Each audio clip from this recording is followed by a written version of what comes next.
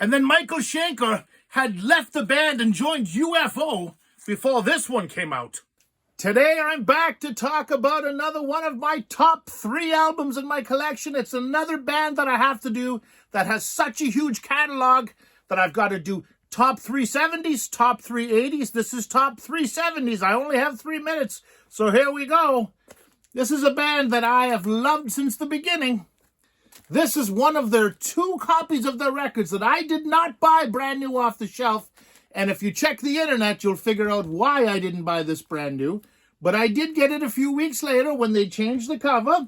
And I absolutely love this record. I mean, from the opening cowbell on Pictured Life, which I love, to the title track, a very banger classic record that is never talked about, but got them the publicity they needed. And I understand why they did that. They had to get in the door somehow. They'd released 3 albums that had gone nowhere. Somehow, something had to happen, and that's what happened, and that's where they got them there. So that's a great record. Of course, this one is an absolute gem. Not enough people talk about this album.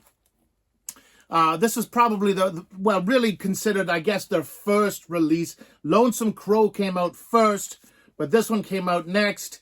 Of course, no Michael Schenker, who basically started the band. He'd gone off to join UFO. But Klaus is in full effect here. The funny part about this record, and I hope I don't get any flack for this, but every time I hear Fly to the Rainbow, which is such an amazing song, the first band I think of is Rush. Don't get offended, Scorpions fans. Rush is amazing. I love Rush as well, and I'll be doing a top 3 soon. But this record is totally different from any Scorpions record you've ever heard. You've got to give it a try. It really, really is an absolute classic, and you'll enjoy it.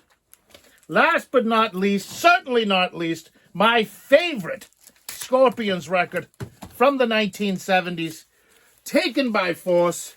Of course, the classic Will Burn the Sky. How did that not become a top 10 single? I'll never know.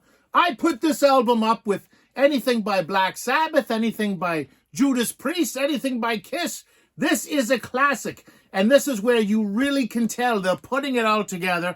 Of course, after this, they went on a string of hits, and it became, well, they became who they became. And I've seen them multiple times.